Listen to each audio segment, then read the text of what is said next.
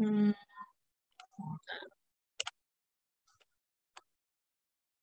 Udah terlihat belum? Udah, Kak. Oke. Aku mulai ya. Siap, Kak Ulan. Alright. Oke, Assalamualaikum warahmatullahi wabarakatuh. Selamat sore semuanya. Waalaikumsalam. Waalaikumsalam Selamat sore, warahmatullahi Kak. wabarakatuh. Selamat sore, Kak. Oke. Makasih buat panitia yang udah nggak mengundang sih ya. Ya pokoknya udah menghubungi aku gitu. Jadi senang banget bisa ketemu lagi sama teman-teman KPM. Kayak berasa ini ya, kesannya agak jauh juga gitu angkatannya. Jadi aku angkatan UNJ-nya 2016, terus aku pernah menjabat jadi Kadif 2P tahun 2019 gitu. Nah, mungkin kalian sekarang angkatannya udah pada 2022 gitu ya, 2021 gitu kan.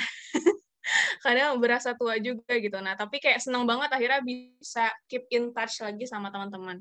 Oke, nah sesuai sama yang dikasih tahu panitia nih, jadi hari ini TOT-nya atau Training of Trainer-nya akan membahas tentang micro teaching gitu. Kita pakai bahasa Indonesia aja ya, micro teaching, nggak usah micro teaching, agak ribet nanti. Alright, oke. Nah, untuk micro teaching ini nanti aku akan memaparkan beberapa hal. Sebenarnya aku pun nggak terlalu paham kayak teoritisnya gitu ya. Dulu pasti sempat micro teaching karena kan apa namanya jurusannya pendidikan geografi. Jadi pasti ada tentang mata kuliah pendidikan dan sempat micro teaching.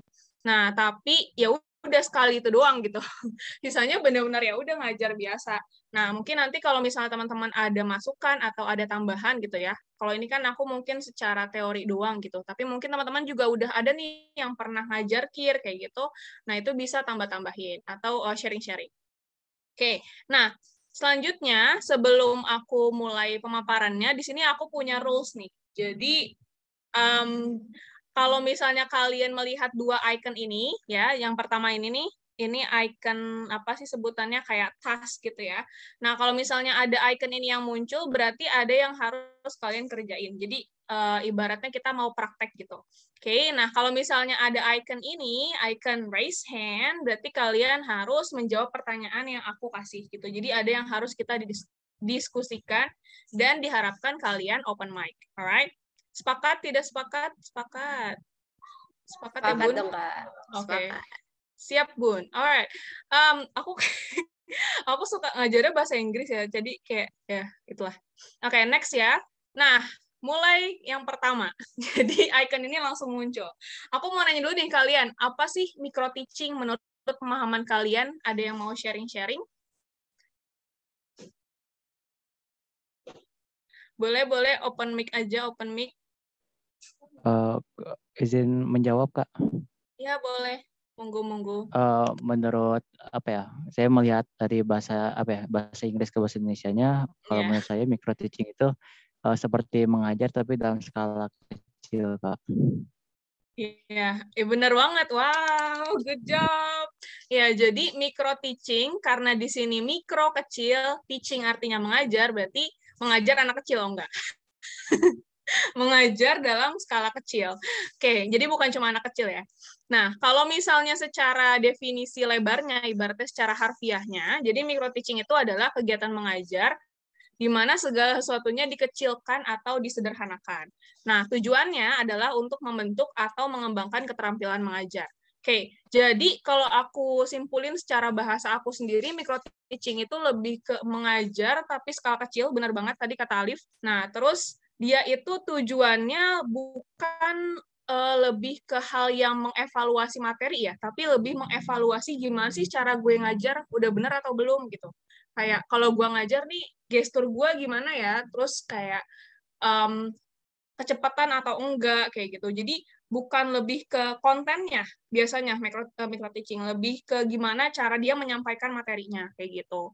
Nah, skalanya benar, skalanya skala kecil. Biasanya kalau kalian micro teaching itu bakal dibagi ke kelompok-kelompok. Jadi misalnya aku jadi gurunya, terus nanti teman kalian tuh pura-pura jadi murid kayak gitu. Biasanya ya kalau pas praktek micro teaching di kampus kayak gitu. Oke. Nah, terus kan tadi dibilang ya, micro teaching ini kan skala kecil gitu, yang tujuannya untuk melatih kalian dalam mengajar. Nah, tapi kenapa sih harus micro teaching? Kenapa nggak langsung aja gitu, ngajar di depan kelas, di depan murid yang banyak gitu? Kenapa harus micro teaching? Kira-kira ada yang mau kasih pendapat nggak? Why micro teaching? Why? Kenapa nggak langsung aja gitu ngajar di depan kelas? Kan lebih real pengalamannya gitu kan? Boleh. Boleh Kak menjawab lagi Kak? Ya boleh, wih keren. Menurut saya sih apa ya, biarkan karena ini tujuannya untuk evaluasi ke pengajarnya dan lebih disederhanakan. Jadi kalau langsung ke anak kecilnya kan pada bingung gitu. Tapi kalau ke skala kecil kayak tadi pura-pura jadi gurunya itu, jadi evaluasinya ini kamu kurang ini gitu. Kalau ini kurang sederhana di bahasanya. Kalau menurut saya sih kayak gitu Pak. Ya. Bener banget sih, bener banget.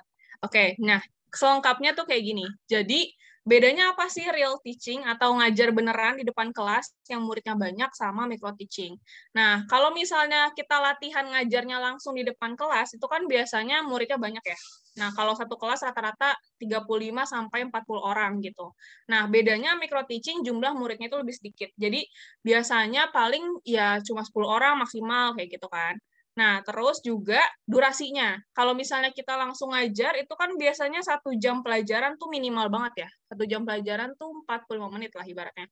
Gitu. Terus, kalau micro teaching ini biasanya durasinya lebih singkat, kayak dibatasin gitu, antara 10 sampai 15 menit. Oke. Nah, ini nih yang benar-benar membedakan kenapa kita harus micro teaching. Kenapa kita nggak langsung aja ngajar. Nah, langsung ngajar itu, iya kita pasti akan langsung ngajar. Tapi sebelum kita langsung ngajar, biasanya tuh sebutannya apa? PKM ya, praktek keterampilan mengajar. Nah, biasanya kita disuruh micro teaching dulu di depan dosen, di depan teman-teman, kayak gitu. Kenapa? Karena kalau misalnya kita real teaching, berarti kita sebagai guru itu perhatiannya akan fokus kepada our pupils learn. Pupils learn, susah ya, Bun. Jadi maksudnya pupils di sini tuh murid-murid kita gitu ya. Jadi kalau kita ngajar langsung di depan kelas, kita akan berpikir kepada murid kita nih bisa nggak sih nangkep pelajaran kita, terus kayak mereka enjoy nggak sih, atau ini tuh gue harus nyampeinnya kayak gimana gitu. Jadi yang terfokus di situ adalah muridnya gitu ibaratnya. Oke? Nah, tapi kalau misalnya micro teaching, yang menjadi fokusnya adalah kita belajar untuk mengajar. We learn to teach. Oke, jadi kalau misalnya kita langsung ngajar di depan kelas, intinya kita akan terlalu fokus pada apa yang mau kita sampaikan, terus nanti anaknya ngerti atau enggak, dan lain-lain. Tapi kalau misalnya micro teaching, yang kita harus fokus adalah gimana cara kita ngajarnya. Berlibat nggak sih lu? Kayak aku agak berlibat ya, tapi intinya gitu. Kenapa harus micro teaching? Benar tadi, buat evaluasi tujuannya. Lebih ke kitanya, gimana cara kita ngajarnya. Bukan gimana anaknya ngerti atau enggak, atau gimana anaknya itu kok kayaknya nggak enjoy ya. Jadi lebih mikirin anaknya gitu kan. Nah, kalau micro teaching lebih mikirin kitanya. Tuh. Oke.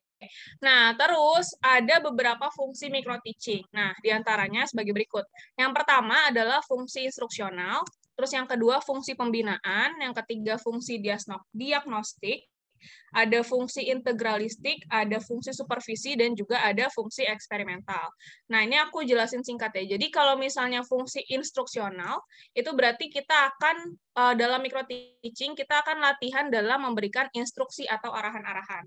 Nah, jadi kan kalau misalnya kita ngajar, kita nggak cuma mentransfer pengetahuan kita gitu. Tapi kita dalam mentransfer pengetahuannya itu pasti melalui arahan-arahan. Kayak misalnya coba kalian bayangkan, ada masalah apa di sekitar kalian, misalnya kayak gitu ya. Jadi, latihan dalam memberikan arahan-arahan atau instruksi dalam mengajar. Terus yang kedua, ada fungsi pembinaan. Nah, pastinya dengan micro teaching ini, kita itu membina calon guru gitu kan. Ya, kita cagur-cagur gitu dari UNJ. Ya, terus yang ketiga itu ada fungsi diagnostik. Berarti untuk diagnostik itu untuk mendeteksi. Jadi kalau misalnya kita langsung ngajar nih, bisa jadi kesulitan mengajarnya itu ya tadi fokusnya ke anaknya. Nah, sedangkan kita itu perlu mengevaluasi diri kita sendiri dulu gitu. Jadi dengan adanya micro teaching itu bisa mendeteksi kesulitan mengajar dari diri kitanya gitu.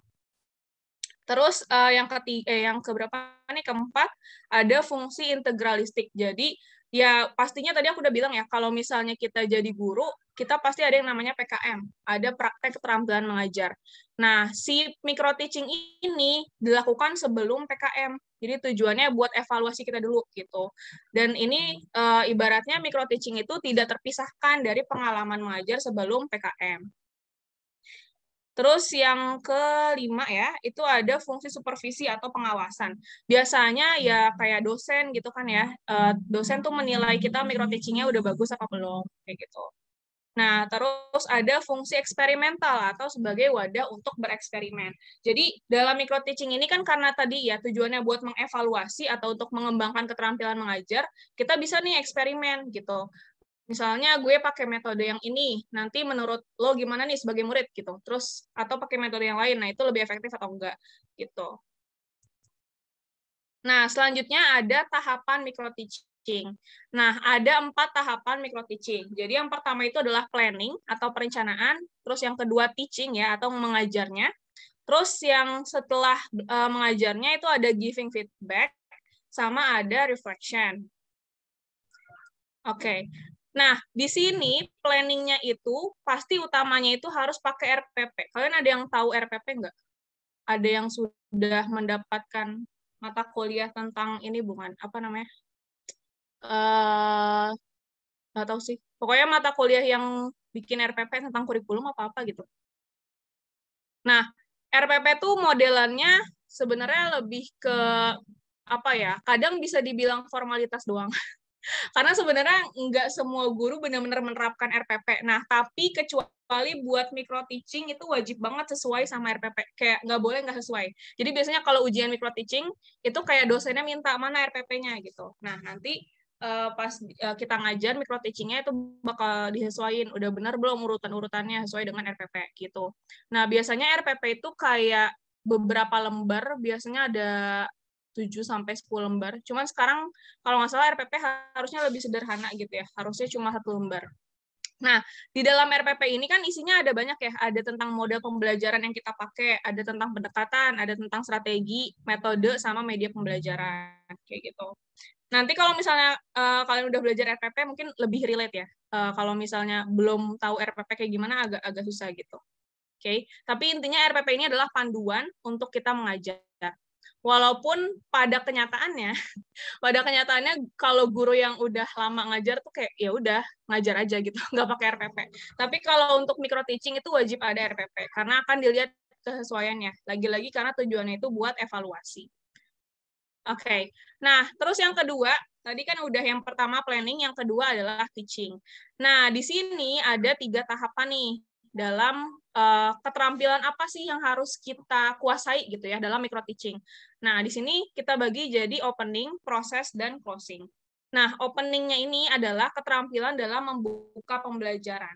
Oke, aku mau nanya nih, biasanya kalau guru membuka pembelajaran itu kayak gimana sih? Gimana? Biasanya kalau guru kalian gitu membuka pembelajaran tuh gimana? Dibuka dengan salam, terus berdoa, terus absen gitu, Kak. Berdoa, absen. Iya, benar-benar. Sama Biasanya salam. Persepsi bener banget. Ya, jadi pembukaannya biasanya tuh dengan salam dulu ya pasti ya, salam. Terus kalau misalnya baru pertama kali pertemuannya misalnya perkenalan dulu gitu. Saya Wulan Azahra gitu. Saya Ibu Wulan biasanya. Nah, akan mengajar apa gitu kan. Nah, terus abis itu absen ya, benar absen. Terus absen, berdoa, terus apa lagi? Apersepsi tadi ya. Apersepsi itu adalah menyocokkan, nggak menyocokkan sih. Iya sih, benar menyocokkan. Apa yang mereka pahami sama apa yang mau kita ajarin. Intinya kayak gitu. Ya, benar. Oke, itu openingnya atau pembukaan pembelajarannya. Nah, terus dalam prosesnya itu yang harus kita kuasai dari micro teaching adalah yaitu tentang menjelaskan dan bertanya. Nah, ini kan pasti ya yang namanya kita ngajar, kita mau menjelaskan sesuatu. Misalnya kita mau ngejelasin tentang penelitian. Nah, ini kalian juga harus udah siapin dong otomatis ya bahan-bahan ajarnya gitu. Nah, terus jangan lupa nih, kalau misalnya ngajar, jangan kalian doang yang ngomong, tapi kalian juga harus memberikan pertanyaan. Kenapa? Biar lebih interaktif. Jadi, jangan cuma, kalau zaman dulu ya sebut sebutannya ngomong sama tembok gitu kan. Kalau sekarang ngajar online mungkin ngomong sama laptop gitu. Jadi ngajar itu kalau bisa ada interaksinya. Nah, terus yang kedua itu memberi penguatan. Nah, penguatan ini maksudnya gimana? Penguatan misalnya kalian boleh memberikan kesimpulan. Misalnya dari kalian udah ngejelasin panjang lebar, terus kalian coba link back lagi sebutannya. Kuatkan lagi pemahaman muridnya misalnya dengan bilang gini. Nah, jadi kalau misalnya penelitian itu adalah gini-gini garis besarnya gitu. Jadi kayak biasanya ada kata-kata kayak nah atau kayak jadi, oke, atau kayak gitu. Jadi apa ya sebutannya? Kalau aku mikirnya itu nggak tahu, aku lupa sebutannya, ada sebutannya intinya kayak kalimat-kalimat kayak gitu. Nah, oke, jadi itu adalah tujuannya untuk memberikan penekanan gitu. Nah, terus bisa juga pakai pertanyaan, misalnya kalian udah ngejelasin panjang lebar gitu kan. Nah, terus penguatannya dengan pertanyaan, misalnya kalian nanya lagi, menurut kalian penelitian itu boleh subjektif nggak sih gitu. Jadi kayak ngasih pertanyaan, nah itu boleh juga. Intinya kenapa perlu ada pemberian penguatan? Karena biasanya murid itu ya hilang fokusnya kalau misalnya nggak dikasih penguatan. Gitu. Terus yang ketiga, biasanya nih di kurikulum yang sekarang itu kan harus menekankan pada project based learning ya. Ya nggak sih? Jadi tuh kayak yang menjadi ya guru itu bukan satu-satunya sumber informasi. Jadi kayak murid tuh dibebasin mau nyari informasi di mana, di internet boleh, di buku boleh gitu. Dan biasanya itu mereka disuruh kerja kelompok. Nah, di sini kalian juga harus bisa nih ngebimbing diskusi kelompok kecil dan pengelolaan kelas. Kayak dibagi kelompok gitu misalnya. Nah, terus habis itu dikasih arahan dalam diskusi itu mereka harus apa, outputnya apa. Misalnya mereka nanti harus presentasi atau mereka harus bikin karya tulis atau gimana kayak gitu. Terus yang terakhir itu adalah menutup pembelajaran. Nah, menutup pembelajaran ini tuh nggak sekedar ya udah sekian materinya gitu. Nah, bagian dari menutup pembelajaran tuh bisa dimulai dari ketika kalian memberikan kesimpulan. Misalnya murid-muridnya udah selesai presentasi nih. Nah, terus kan kayak ada banyak pendapat-pendapat gitu. Nah, kalian ini sebagai guru tuh harus bisa memoderatori apa yang udah menjadi diskusi di kelas itu gitu. Nah, terus habis itu baru deh mungkin kalian bisa nanyain lagi ada yang mau didiskusikan lagi atau enggak, atau ada pertanyaan lagi kayak gitu. Nah, terus habis itu kalian juga bisa ngasih tahu setelah ini materinya apa, misalnya untuk pertemuan selanjutnya kita akan membahas apa gitu. Terus habis itu baru deh kalau misalnya udah benar-benar clear, nggak ada pertanyaan lagi, kalian bisa menutup pembelajarannya. Kayak ya udah sekian pembelajaran hari ini, terus salam kayak gitu. Oke, and then nah, ini kegiatan tahapan yang ketiga ya. Tadi udah planning, teaching, sekarang giving feedback. Oke, nah yang memberikan feedback-nya siapa? Jadi di sini ada dua nih, aku kelompokinnya. Bisa teman kita, atau bisa dari expert. Nah, kalau misalnya teman, ini aku kelompokin lagi. Jadi ada teman yang paham, ada juga teman yang awam. Nah, terus kalau misalnya expert, biasanya kita minta feedback dari dosen pembimbing. Ini sebenarnya nggak diminta sih, kalau emang ujian kan emang pasti ya bakal dinilai gitu sama dosennya. Atau misalnya kalau emang di KPM gitu kan, nah kalian bisa minta feedback sama orang yang udah berpengalaman, kayak cutting yang udah lama ngajar dan lain-lain gitu. Nah, di sini aku mau ngasih pertanyaan dulu nih. Jadi, kenapa sih kita harus tetap minta feedback ke orang yang awam? Di sini kan kayak aku contohin ya, misalnya orang yang awam, orang yang paham sama orang yang awam. Kan kalian anak KPM. Nah, kalian ngajar KIR ke anak SMA gitu. Nah, terus tapi micro teaching dulu. Nah, yang jadi muridnya itu ada dua, ada anak KPM sama ada mungkin teman jurusan kalian yang nggak terlalu paham gitu tentang karya tulis gitu.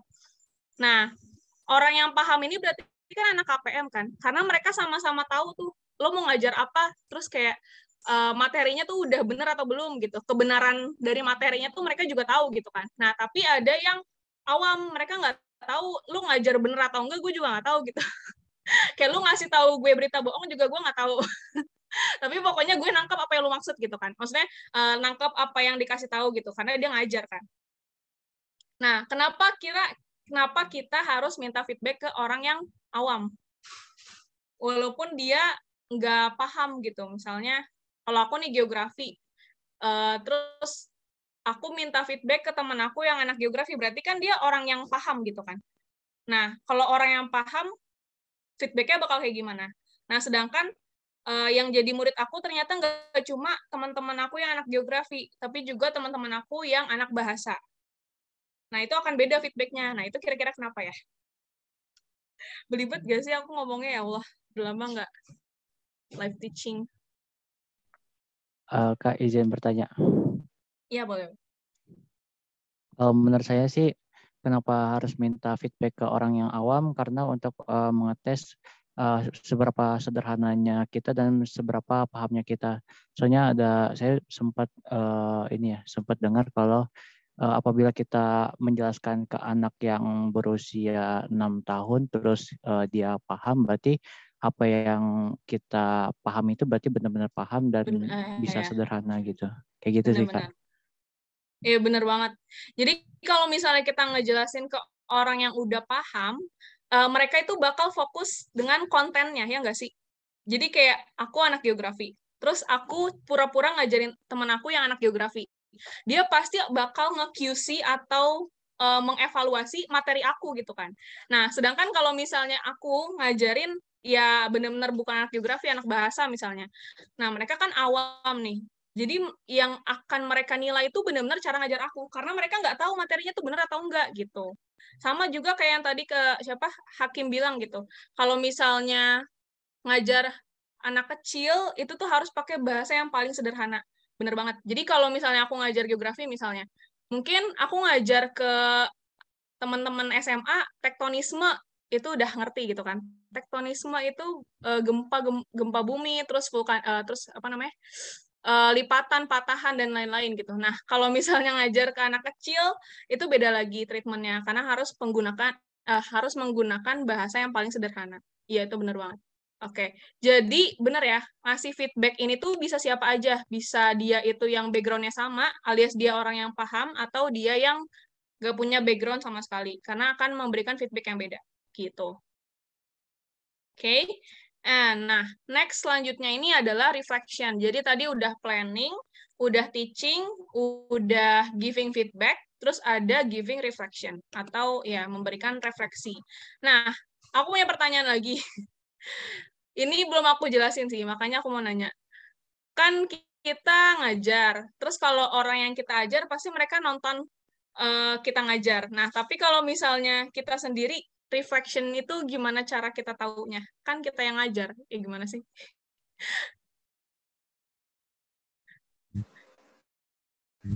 Bikin video, Kak. Iya, betul. Ini belum aku jelasin ya. Jadi, yang namanya micro teaching itu harus direkam. Nah, kita taunya itu dari rekaman. Kita kan nggak mungkin inget ya kalau nggak direkam gitu. Tadi gue ngomong apa sih? Tadi gue ngajarnya gimana sih? Mungkin seingetnya doang. Nah, tapi kalau direkam atau dibikin video itu lebih jelas lagi gitu kan. Tadi ngajarnya kayak gimana. Nah, terus bukan yang dikasih, yang kita yang dijadikan bahan reflection itu ada apa aja? Ada dua sih kalau menurut aku. Yang paling utama itu ada performance. Yang kedua ada konten. Nah, performance itu pasti ya tentang cara kita ngajarnya. Nah, tapi cara ngajar yang di sini itu bukan konten. Maksudnya bukan ke kata-kata yang kita pakai, bukan ke instruksinya kayak gimana, clear atau enggak, itu lebih ke body language. Jadi kalau kita ngajar, misalnya hand gesture kita gimana sih? Kayak tangan kita cuma di bawah aja, gini doang, terus panjang ngajar kayak penguin gitu. Atau hand gesture kita tuh udah luas gitu. Jadi boleh misalnya kalian, jadi gini, terus nah kalau gini, boleh, tapi harus ini aja sih, apa ya, kayak tahu batasnya gitu ya, jangan kebanyakan gini-gini. Terus kalau misalnya mau minta muridnya nanya, itu boleh nih, siapa yang mau bertanya gitu. Jadi tangan kalian juga tetap juga ikutan ngangkat gitu. Jadi yang namanya body language itu banyak. Nah, pertama hand gesture. Terus yang kedua facial expression. Jadi tentang ekspresi wajah. Jangan lupa penting banget smiling voice. Jadi kalau ngajar tuh jangan, iya sih, ya senyum tapi jangan kebanyakan senyum gitu kan, tapi harus ada yang namanya smiling voice. Nah, smiling voice itu didapat ketika kalian senyum. Yang namanya ngobrol, kalau lagi ngobrol sama temen sama ngajar bakalan beda nggak sih cara kita ngomong? Misalnya aku ngobrol sama temen kayak ya gitu deh pokoknya gitu kan. Kita nggak ada smiling voice-nya, tapi kalau misalnya ngajar harus ada smiling voice-nya. Nah kayak gitu ya bener banget gitu. Tapi kadang ya ini juga tricky. Jadi aku kan ngajar di ruang guru ya. Nah, terus di sana itu ditekanin banget kita harus natural. Jadi bahasa yang kita pakai tuh harus conversational. Jangan sampai terlalu dibuat-buat. Tapi di sisi lain, nggak boleh kayak terlalu orang ngobrol banget gitu. Karena jadinya kesannya males. Kayak nggak ada niat gitu buat ngajar gitu. Jadi di satu sisi lo harus natural, harus terlihat seperti ngobrol, tapi jangan sampai terlalu ngobrol banget yang nggak ada energinya, yang nggak ada semangat buat ngajarnya kayak gitu. Oke, jadi ya harus latihan sih. Terus yang ketiga itu body movement. Nah, body movement ini kalau misalnya kalian ngajar offline ya di dalam kelas gitu, kalau menurut aku ini mirip kayak penguasaan panggung. Jadi ya kalau bisa emang jangan stay satu tempat doang gitu, satu titik doang, tapi bisa kayak nyamperin muridnya kalau misalnya ada yang mau nanya. Terus ketika apa namanya terus di papan tulis, terus habis itu kayak balik lagi ke sana boleh kayak gitu. Ya mirip-mirip penguasaan panggung gitulah. Oke. Nah, terus yang terakhir ada eye contact. Jadi kalian kalau bisa tuh harus bikin eye contact atau ya ngelihat mata si murid kalian gitu. Terus kalau konten, nah konten ini berkaitan dengan alur pengajaran. Jadi kalian tuh ngajarnya runut nggak sih, sistematis nggak sih, atau kalian ngajarnya tuh loncat-loncat. Misalnya baru bahas pengertian, habis itu bukannya bahas contoh, langsung bahas yang lain gitu kan. Kayak loncat-loncat banget gitu. Jadi kalau bisa alur pengajarannya itu yang sistematis atau runut, atau ya ngurut lah ibaratnya gitu. Jadi mudah dimengerti sama anaknya. Terus misalnya instruksinya jelas. Nah, kalau misalnya kalian ngasih instruksi yang nggak jelas, itu akan menimbulkan miskonsepsi atau misleading ke anak-anaknya. Terus yang terakhir itu ada materinya ini mudah nggak sih buat dipahamin? Ini baik lagi ke yang tadi. Penggunaan bahasanya itu udah pas belum sih? Gitu. Nah, ini baik lagi juga sama kalian harus tahu audiens kalian sebelum ngajar. Kalian ngajar siapa? Ngajar anak SMA, ngajar anak SMP, ngajar anak SD. Nah, itu kan harus disesuaikan lagi. Terus kalau misalnya lebih spesifik lagi, misalnya kalian ngajar penelitian nih, ngajar KIR.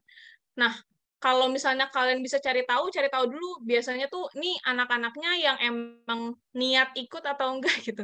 Ibaratnya kayak kalau dia itu emang anak-anak ekskul, berarti kan dia udah lebih minat gitu kan dibandingkan kalian ngajar karena disuruh sama gurunya. Nih tolong dong isi materi tentang KIR gitu. Nah, tapi audiensnya tuh umum ternyata kayak ya udah mereka emang disuruh doang.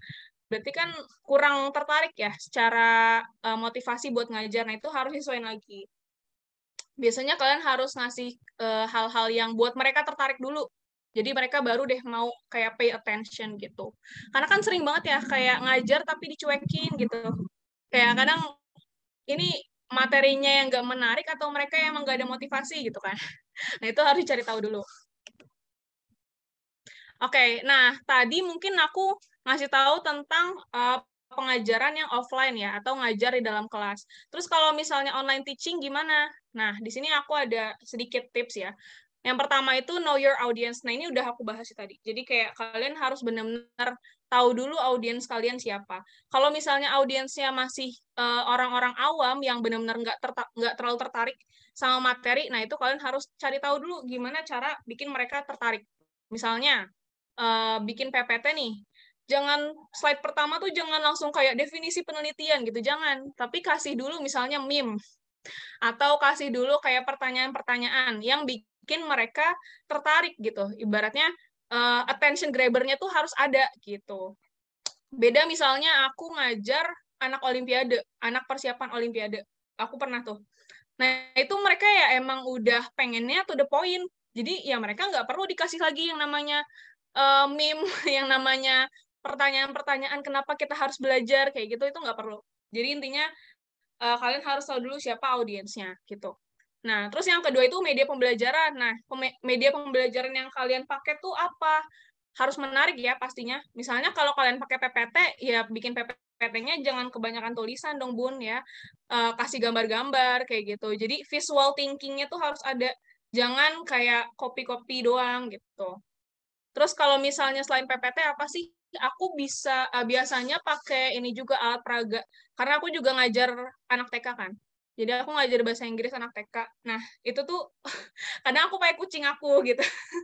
Terus kadang aku pakai apa nih yang ada di deket aku kayak gitu buat ngasih tahu. Kayak misalnya tadi lagi ngajarin tentang near sama far. Jadi kayak deket sama jauh. Misalnya aku pakai gelas aku, coba gelasnya taruh di deket mata gitu kan.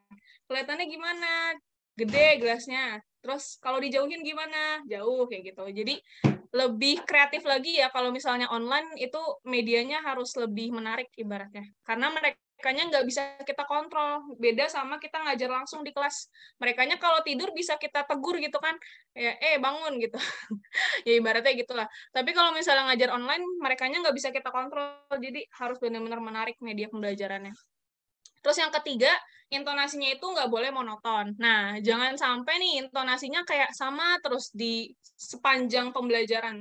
Kayak, jadi kita belajar ini ya. Oke. Nah, selanjutnya kita belajar ini ya. Nah, oke. Udah paham? Oke. Jadi, ya pokoknya intonasinya tuh jangan sampai monoton. Harus ada tadi ya, yang namanya penguatan atau penekanan di setiap kalimat-kalimat penting atau yang menjadi benang merah pembelajaran kalian gitu. Nah, terus yang keempat itu kalian bisa kasih kuis buat reinforcement atau penguatan kembali.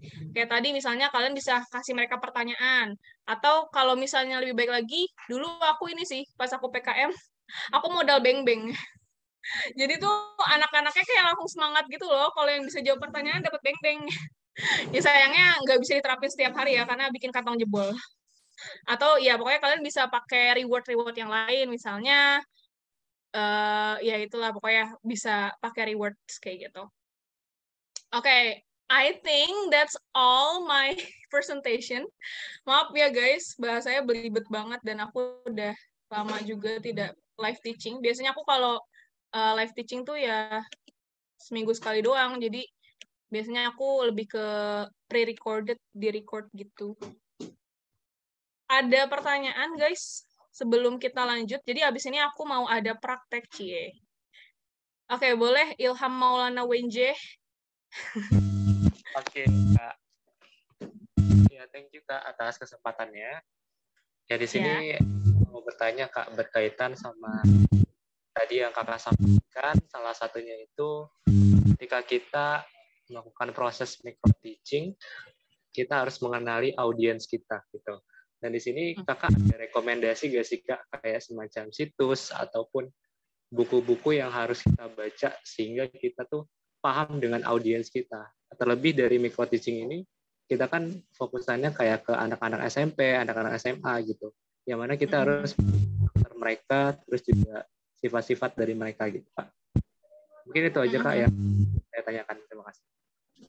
Ya, kalau misalnya buku jujur aku nggak ada karena kayak aku belajar micro teaching juga nggak tekstual banget ya ibaratnya nggak textbook gitu.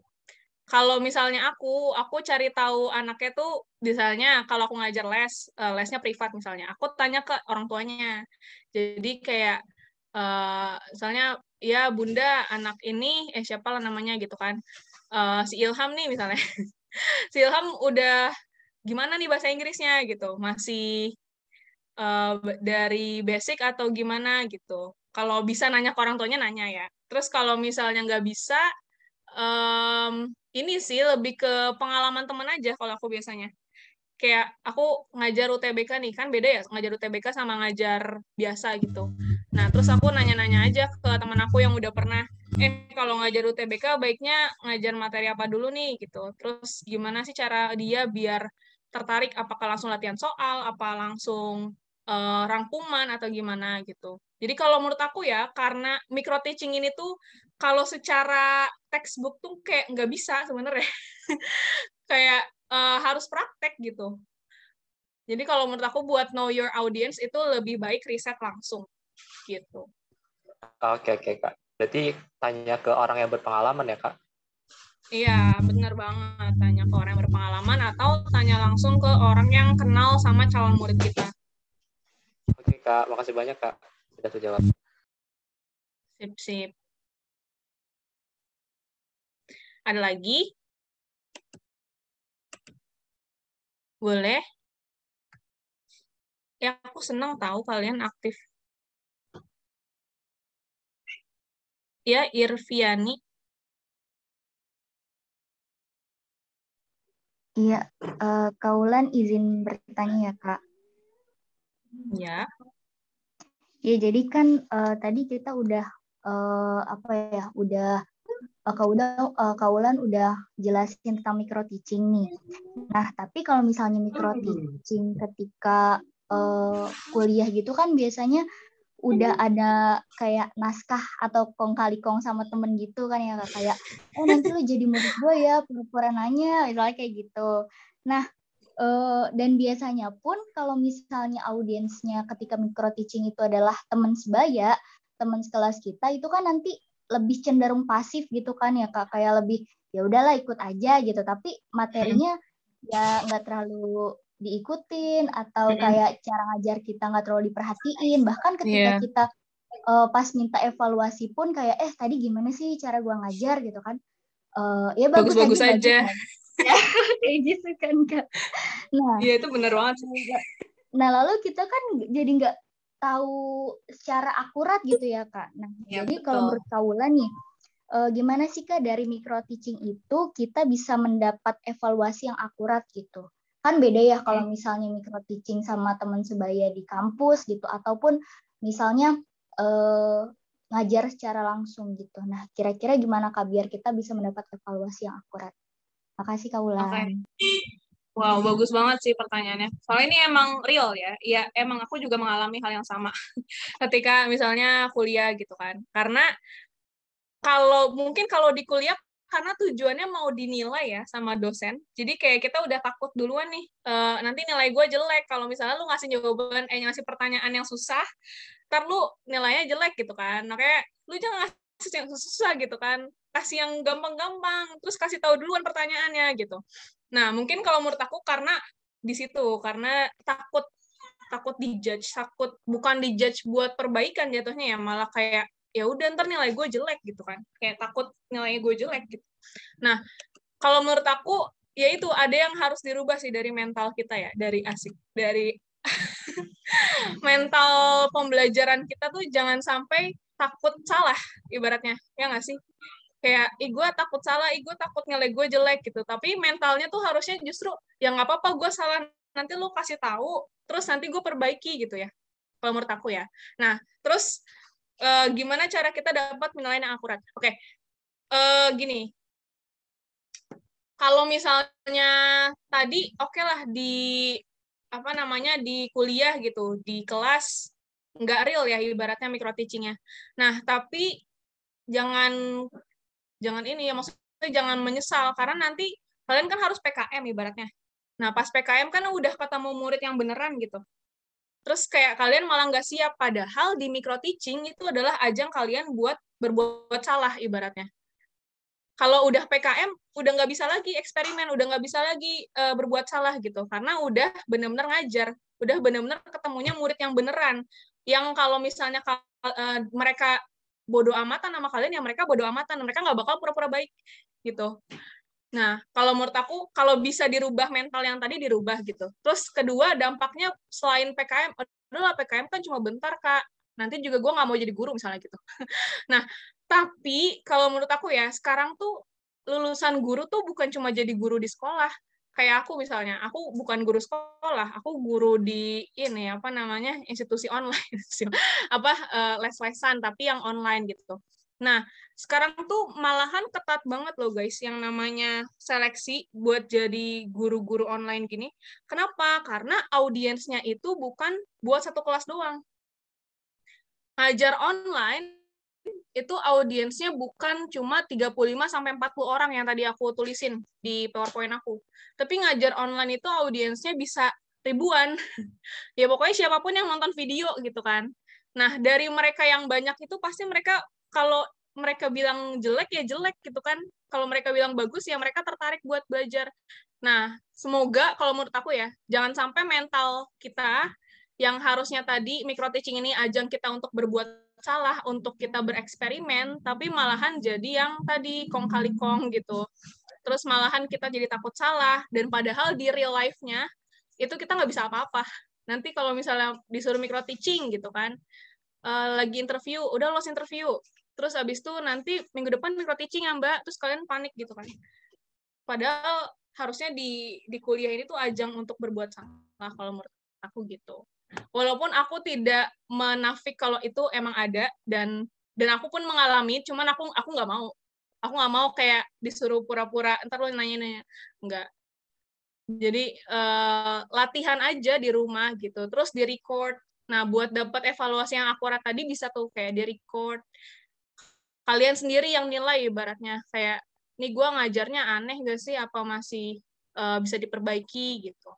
Kalau menurut aku ya. Semoga memuaskan.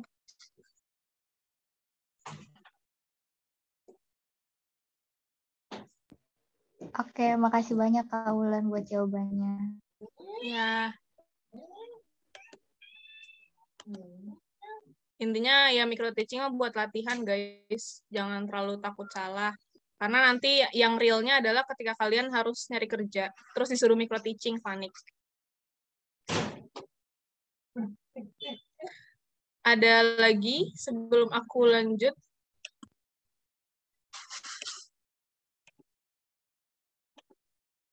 Ya itu tadi aku curcol juga ya guys. Apa namanya, seleksi kayak buat jadi guru online tuh gila-gilaan banget sih. Kayak mereka tuh standarnya tinggi banget. Karena itu muridnya itu bukan cuma satu kelas, tapi buat seluruh Indonesia. Jadi guru sekarang tuh peluangnya makin banyak, tapi makin susah. Kualifikasinya makin banyak. Kayak dulu kita diajarin ngajar buat ngajar di depan kelas. Tapi pas kenyataannya gue ngajar di depan kamera. Kayak beda banget gitu. Lebih gugup lagi kalau di depan kamera sebenarnya.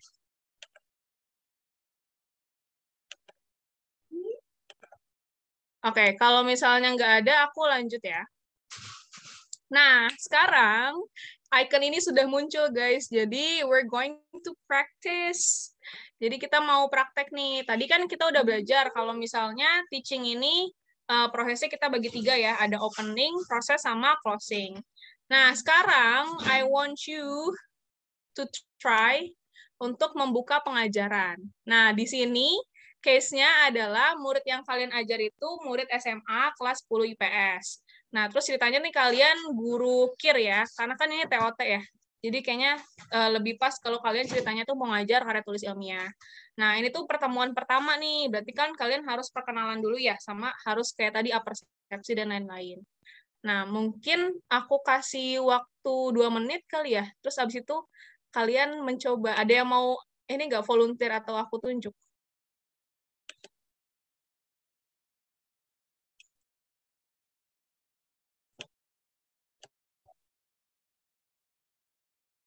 Dua menitnya ya, nggak apa ya. I'll give you time to prepare. Ceritanya kalian mau membuka pengajarannya, pembelajaran.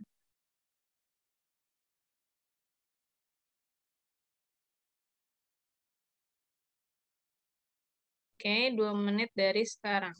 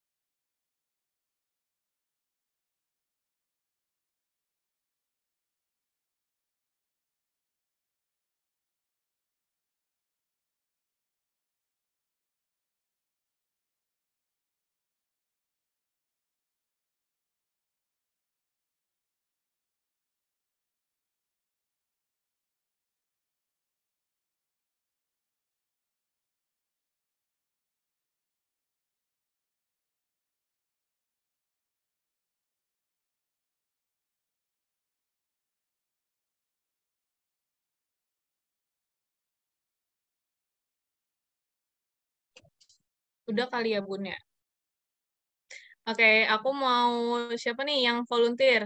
Bukan aku mau, maksudnya aku nanya siapa nih yang mau volunteer. Ceritanya kalian mau ngajar KIR, ngajar anak SMA. Terus ini tuh pertemuan pertama. Nah, cara membuka pembelajarannya gimana? Bebas pokoknya sekreatif kalian, impromptu aja. Ilham Wenje, tunggu. Oke, Kak. Ini cukup. Iya, pembukaan dulu.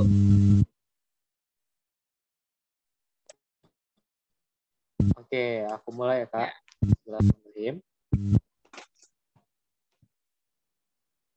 Ding nong, perhatian, perhatian. Kelas kita akan segera dimulai. Assalamualaikum warahmatullahi wabarakatuh. Waalaikumsalam. Halo teman-teman. Oke. Ya, teman-teman, sebelumnya kakak mau tanya kabar dulu nih. Gimana kabarnya teman-teman? Sehat atau mungkin ada yang lagi sakit? Oh, oke, Sehat. oke. Iya, semoga yang sehat akan selalu sehat dan yang lagi sakit semoga bisa cepat sembuh dan bisa segera pulih. Oke, teman-teman. Kenalin, di sini kakak namanya Kak Ilham. Panjangannya Kak Ilham. Teman-teman bisa panggil Kak Ilham aja. Di sini kakak sebagai guru KIR kalian dan insya Allah kita akan selalu bertemu di setiap minggunya. Tapi tenang aja, tentunya kita di sini nggak cuma belajar, tapi kita di sini pasti akan ada yang namanya seru-seruan juga. Oke, di sini kakak mulai dengan pelajaran yang teman-teman mungkin tahu orang-orang yang di luar sana itu mencari sesuatu itu gara-gara ini. Kira-kira ada yang tahu nggak berkaitan sama karya? Oke, kayaknya si B ini udah nemu ya jawabannya ya. Coba silahkan B. Iya, betul banget. Namanya karya tulis ilmiah. Oke teman-teman, kita di sini pembelajaran pertama akan membahas tentang karya tulis ilmiah. Simak baik-baik ya. Wih. Good job, Ilham. Give applause, guys. Keren banget, keren banget. Oke, nah itu tadi ya cara membuka pengajarannya. Nah, aku sekarang mau next dulu ya, buat yang selanjutnya. Tadi kan pembukaan. Nah, sekarang pas lagi ngajarnya. Nah, ceritanya, oh ya, jangan lupa yang harus kalian jelasin itu apa gitu kan, keterampilan menjelaskannya, terus nanti bertanya, memberikan penguatannya, sama nanti ceritanya itu kalian mau apa membagi-bagi membagi-bagi muridnya ke dalam kelompok kecil dan kalian harus melakukan pengelolaan kelas. Nah, di sini aku udah siapin guide-nya. Jadi awal-awal itu kalian menjelaskan dulu nih. Nah, menjelaskan apa itu KTI.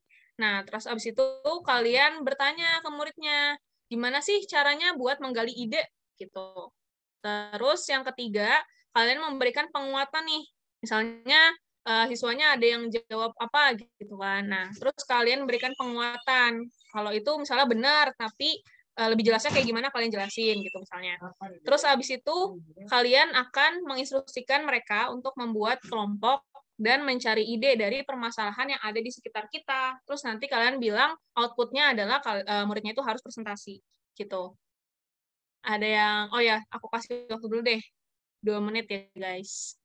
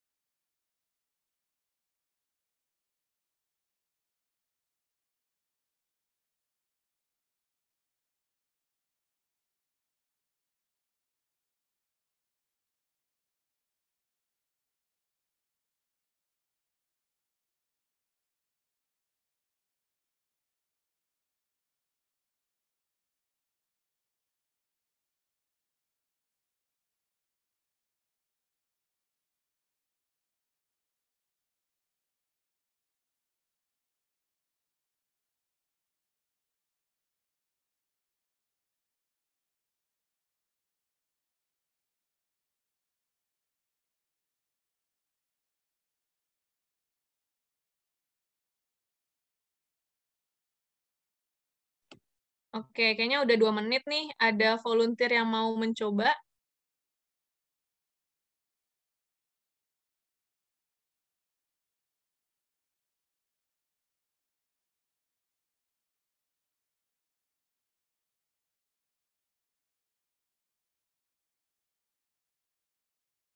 Monggo. Ceritanya kalian baru mau mulai pengajarannya. Kalian mau jelasin dulu definisi KTI itu apa. Terus nanya nih ke muridnya gimana cara menggali ide. Pokoknya pakai bahasa kalian deh. Kayak, jadi teman-teman misalnya gitu. Nah, karya tulis itu adalah bla bla bla. Terus nanti kalian nanya ke muridnya, nah tapi gimana sih caranya buat dapetin ide? Emang dapet ide tiba-tiba datang gitu. Oke, kalian bisa ngarahin, coba lihat ke sekitarnya. Misalnya, oh ada permasalahan sampah nih. Nah, dari permasalahan sampah, bisa dibikin apa sih untuk ide karya tulis misalnya. Ya, pokoknya kayak gitulah. Pakai bahasa kalian aja. Ada yang mau coba?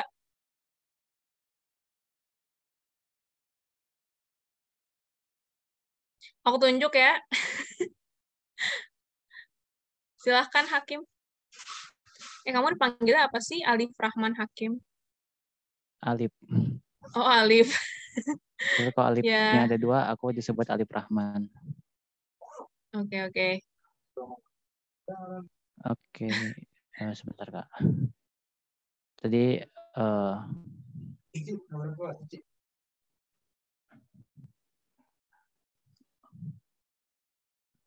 baik, karena tadi sudah di awal-awal, baik Bapak Kakak akan menjelaskan apa itu karya tulis ilmiah. Menurut pengertiannya, karya tulis ilmiah adalah hasil penelitian dan pengembangan, tinjauan, ulasan kajian atau pemikiran oleh perseorangan atau kelompok yang disajikan dalam bentuk tertulis dan disusun secara sistematis serta berlandasan kaidah ilmiah. Jadi kan tadi udah ini ya, intinya tuh hasil penelitian yang dalam bentuk tertulis atau disusun secara kaidah ilmiah gitu. Terus kakak mau nanya, bagaimana sih bagaimana cara menggali ide di KTI? Yuk, kalau yang bisa jawab, aku kasih 5.000 deh. Oke, boleh jawab. Benar? Jadi apa ya? Untuk mencari ide itu kita ini harus banyak baca. Benar sekali, kamu dapat 5.000. Nih ya. Terus benar sekali ya apa yang dikatakan si A. Kalau untuk menggali ide di KT ini kita harus banyak referensi seperti membaca buku. Sebenarnya ide ini sudah tersebar di mana-mana, tapi kita hanya menyusunnya agar menjadi yang terbaru gitu. Terus menurut teman-teman apa ya, memberi kepenguatan kalau menurut teman-teman nih bagaimana sih selain mendapat, aduh Kak jadi susah banget. Selain membaca gitu ya, Memberi. selain membaca, ada lagi Iya. nggak sih caranya buat menggali ide gitu maksudnya? Iya Kak.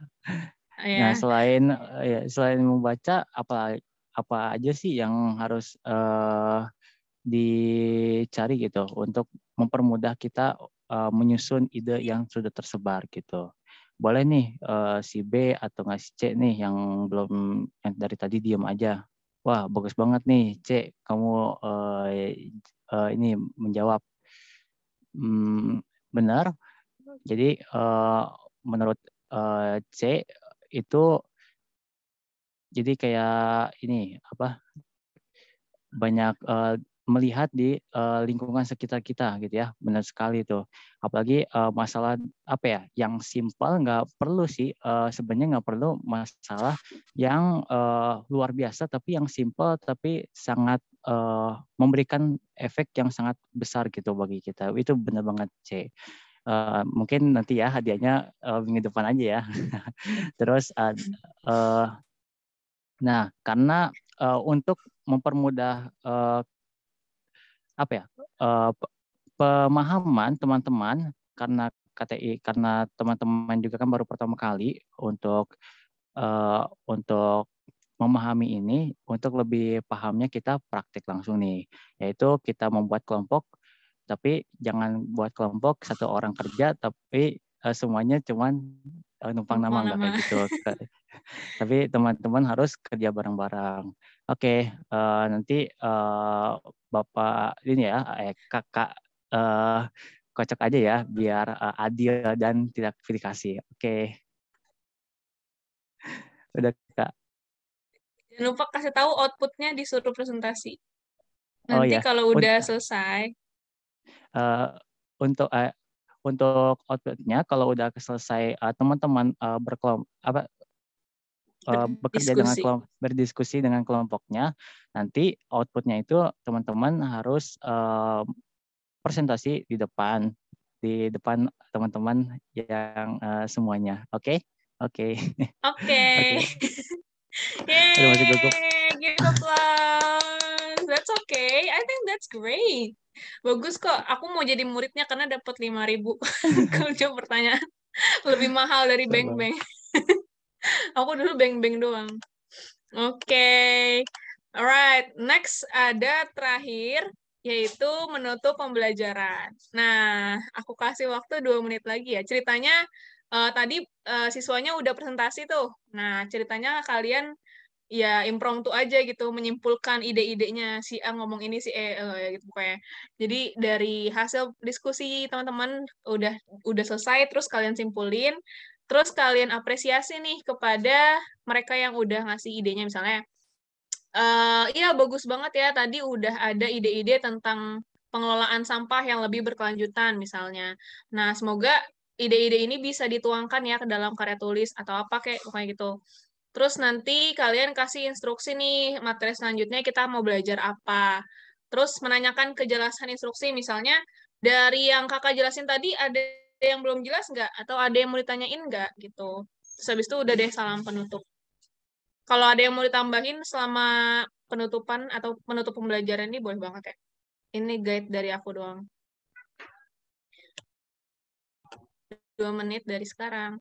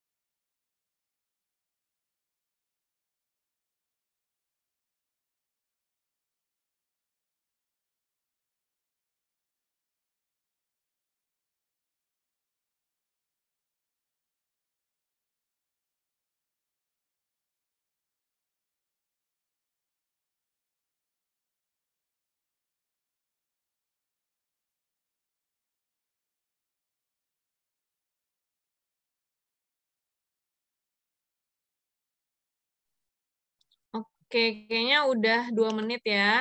Ada yang mau volunteer nggak nih nyoba untuk menutup pembelajaran? Tadi udah ada Ilham sama Hakim. Mungkin yang lain ceritanya ngelanjutin tadi yang Ilham omongin ya. Bukan omongin, maksudnya yang Ilham praktekin tadi. Ilham, siapa sih? Alif. Alif praktekin tentang udah membagi-bagi kelompok. Sekarang yang mau nyoba penutupan ini tinggal menyimpulkan ide-idenya. Ceritanya siswa-siswanya ini udah presentasi.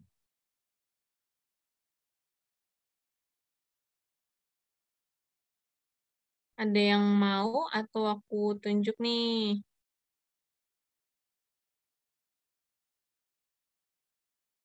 Coba aku tunjuk ya. Yusuf Niko dong. Seems like I know you.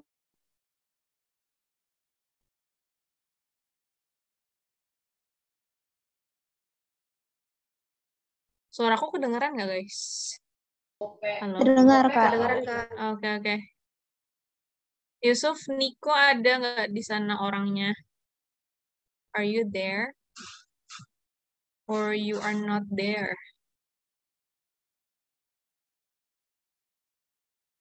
Atau Rifa? Iya, Kak. Rifa, boleh dong coba ceritanya kamu mau menutup pembelajaran nih, udah selesai murid-muridnya presentasi. Terus ikutin ini aja nih guide yang ini. Oke, saya coba ya, Kak. Ya.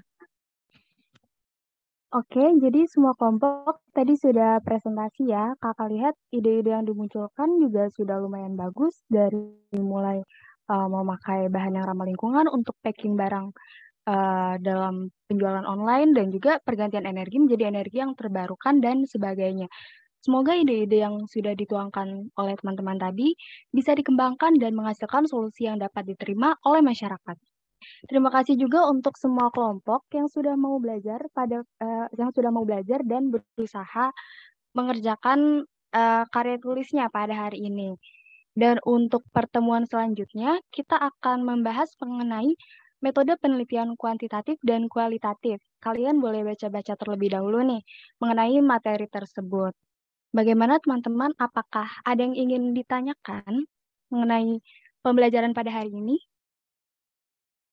Oke, jika tidak ada yang ditanyakan, kita tutup ya pembelajaran pada hari ini. Semoga ilmu yang sudah kakak berikan dan sudah kita kerjakan bersama dapat berguna untuk saat ini dan ke depannya.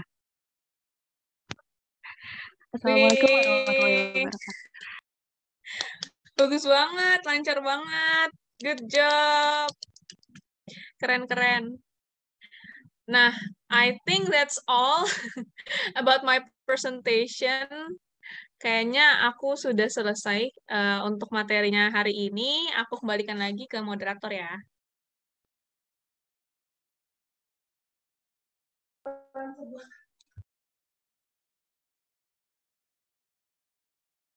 Wah, keren banget ya teman-teman di sini tadi. Gimana nih? Udah tergambar kan ya? Gimana caranya micro teaching tadi? Wah, pokoknya tadi aku mendengarkan juga keren-keren banget dari 3 volunteer di sini ya. Jadi ada Kak Ilham, ada Alif, sama ada Rifa. Wah, keren. Mantap.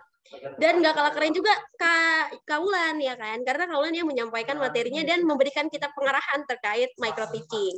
Karena nggak semuanya micro teaching ini diajarkan gitu di semua prodi ya kan.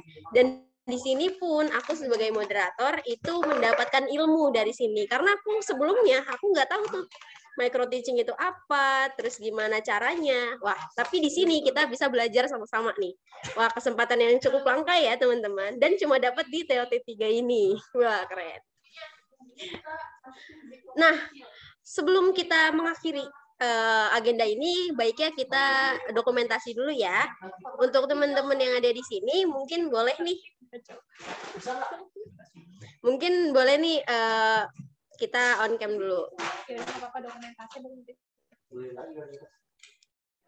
Teman-teman boleh on cam ya semuanya.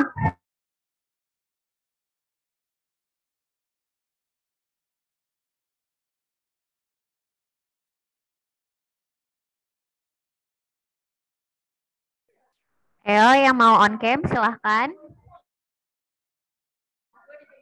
Aku hitung sampai 3 ya. 1, 2, 3.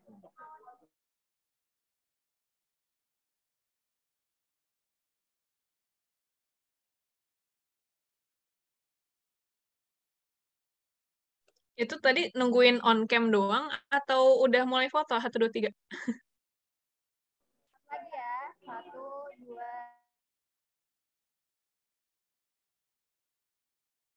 Oke, makasih semuanya. Wah, terima kasih semua operator. Nah, kita lanjut ke agenda berikutnya, yaitu penyerahan sertif pembicara. Kepada operator, dipersilahkan.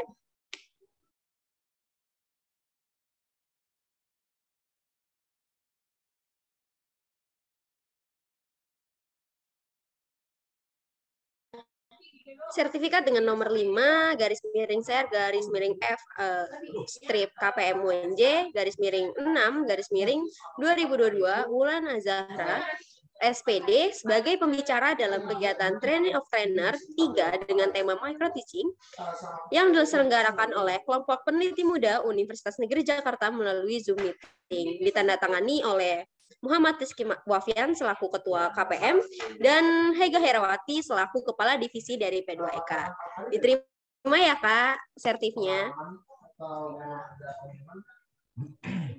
Oke, makasih. Terima kasih kembali Kak. Wah, nampaknya udah semakin senja nih kita bersua di sini. Wah, keren banget ya teman-teman. Dan aku mau makasih lagi sama Kaulan, sama teman-teman di sini, karena udah membagikan